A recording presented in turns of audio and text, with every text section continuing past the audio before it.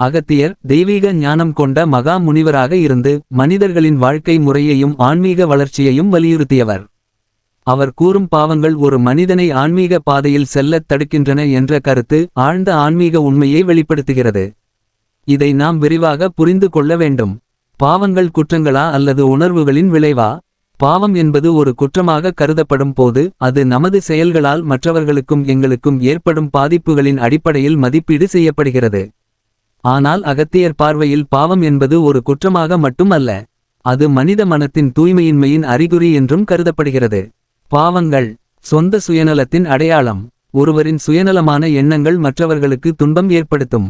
இந்த சுயநலம் ஆன்மீக பாதையை மறைத்துவிடும். மனசாட்சியின் கேள்வி. பாவம் என்பது மனசாட்சியின் எதிர்ப்பு செயல்களாக கருதப்படுகிறது. மனிதர் தவறான செயல்களை செய்துவிட்டு அந்த செயல்கள் ஆன்மீக பயணத்தை குறுக்குவதை உணர்வதில்லை.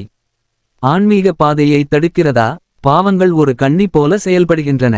மனிதனின் உள்ளத்தில் இருக்கும் தீய எண்ணங்கள், ஆசைகள், பொறாமைகள், கோபம் ஆகியவை அவரை தாழ்வுறச் செய்கின்றன. இதனால் அவர் தன் உயர்ந்த ஆத்மாவை அறிய முடியாது.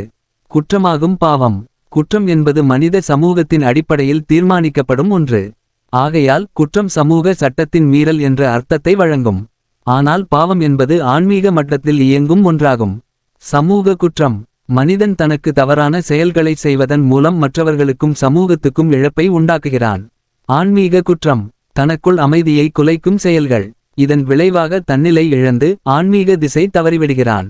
அகத்தியர் வாக்கின் முக்கியத்துவம். அகத்தியர் வாக்கு மனிதனை ஒழுக்கபூர்வமான தெளிவான வாழ்க்கை வாழ வழிவகுக்கிறது. அவரின் அறிவுரைகளின் அடிப்படை நோக்கம் மனிதன் ஆன்மீகமாக உயர்ந்த நிலையை அடைய வேண்டும் என்பதே. பாவங்களை அறிதல். பாவம் என்னவென்று தெளிவுபடுத்தி அதிலிருந்து விடுபடும் வழிகளை தேட வேண்டும். உண்மையான பாவம் என்பது மனதின் அழுக்காகும். ஆன்மீக எழுச்சி. ஆன்மீக முறையில் செல்ல வேண்டியதற்கான வழிகாட்டல். அகத்தியர் வாக்கின் பயனாக மனிதனின் அடையாளம் தன்னை தாண்டி நற்குணங்களை நோக்கிச் செல்கிறது. மனித குற்றமும் பாவமும். மனித குற்றங்கள் பொதுவாக வெளிப்படையாக பாரிய விளைவுகளை ஏற்படுத்தும்.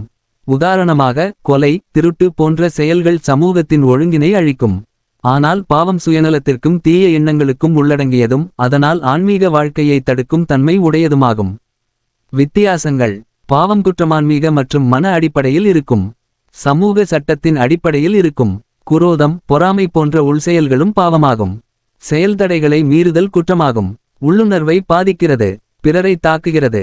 பாவங்களிலிருந்து விடுபடுதல். அகத்தியர் வாக்கின் முக்கியமான அம்சம் பாவங்களில் இருந்து விடுபடும் வழிகளை காட்டுவதாகும். தவம் மற்றும் தியானம். மனதை மையப்படுத்தி தீய எண்ணங்களை நீக்குதல். தார்மீக வாழ்வு. அன்பு, கருணை, பொறுமை ஆகியவற்றை கடைபிடித்தல். தூய்மையான உணர்வுகள். மனதில் தூய்மையை வளர்த்து கொண்டால் பாவம் நம் மனதிலிருந்து நீங்கும். அகத்தியர் வாக்கின் ஆழமான வரிகள் பாவம் மற்றும் குற்றம் ஆகியவை ஒரே தன்மையுடன் இல்லை என்பதை சுட்டிக்காட்டுகின்றன. பாவங்கள் ஆன்மீக உயர்விற்கு தடையாக இருப்பினும் அவற்றை சரிசெய்து மனத்தை தூய்மைப்படுத்துவதன் மூலம் ஆன்மீக பாதையில் பயணிக்க முடியும். ஆகவே அகத்தியர் வாக்கின் உண்மையை அறிந்து வாழ்வதன் மூலம் பாவங்களை தவிர்த்து உயர்ந்த நிலையை அடையலாம்.